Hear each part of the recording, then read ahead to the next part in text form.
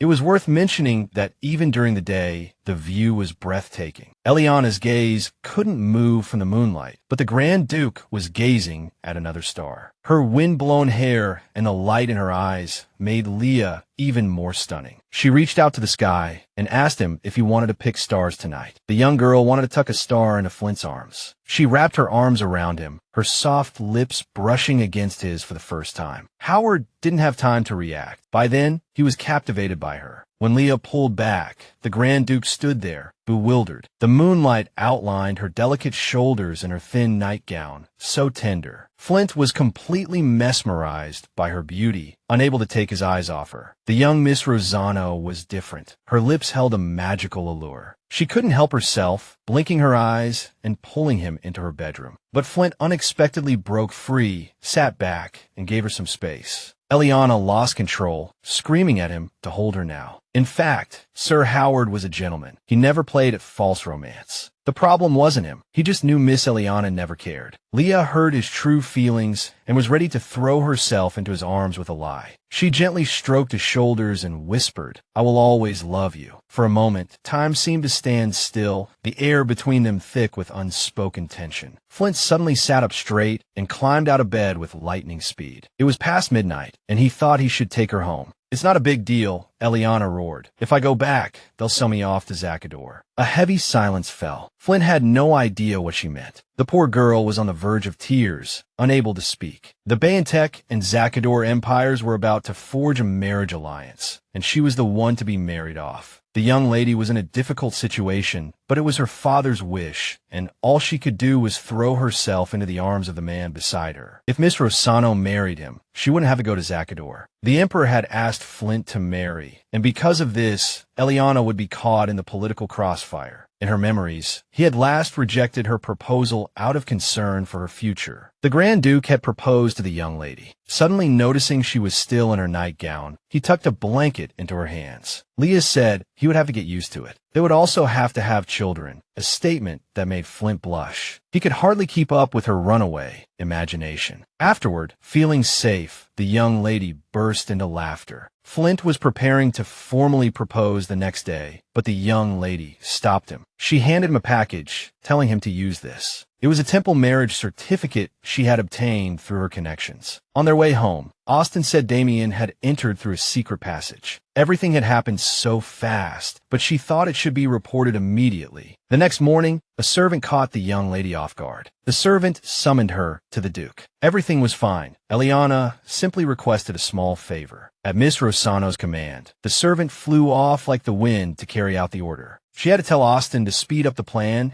and give Billy the hairpin that would change her fate. Eliana wanted to get out of there as soon as possible. Standing in front of her father's study door, she took a deep breath. Hearing the Duke's voice, she walked in, prepared for the worst. Her father told her to prepare to visit the imperial palace. When Dimitri met with the emperor, he laid out the entire Zakador Empire situation. The other party proposed an alliance, offering their princess, but in return, they wanted the eldest daughter of the Rossano family. The emperor was ready to give up the Rossano family's jewel to trade her for a mine. The young lady knew that if she went to the imperial palace, Austin wouldn't be able to carry out the abduction, so in order not to let the plan fail, she flatly refused to go. When the Duke heard that his daughter dared to defy him, he flew into a rare rage. Leah pleaded with him to consider her feelings. Dimitri sneered, declaring he would drag his daughter away by force. He was trying to drag her back into that hell again. The reason she wouldn't go was that she was already engaged. She declared that the so-called noblest bride was no more. Meanwhile, Oliver arrived, reporting that Miss Rossano's personal maid had arrived. They wouldn't let the girl in, but she insisted on seeing the Duke. Curious, Flint went out to meet her. The terrified maid screamed, begging him to save her mistress. Flint's face drained of color when he heard that the Duke was planning to kill his own daughter. Upon learning the details, the Grand Duke immediately rushed to the rescue. Dimitri, enraged, showed no mercy to the scoundrel who had ruined his plans. Battered and bruised, Eliana was too injured to move. Even after she fainted, her father didn't stop, instead shaking her awake. Terrified, Isabella ran over, screaming for her father to stop. The girl threw herself in front of her father, shielding her stepsister with her body. She knelt without resistance, letting her father beat her in her sister's place. But the Duke's rage was unstoppable, and he told her to get out of his sight. Watching him torture Miss Eliana, Isabella finally snapped. Dimitri, who had dedicated his life to supporting his younger daughter, now had Bella defying him, turning against him. Eliana couldn't let this happen. She grabbed the young lady and yanked her aside. Poor Eliana received an even more brutal beating for trying to reason with Bella. But just as the Duke raised his whip again, a knife plunged into his hand, and at that moment the guests rushed in. Flint froze, unable to believe the horrific scene before him.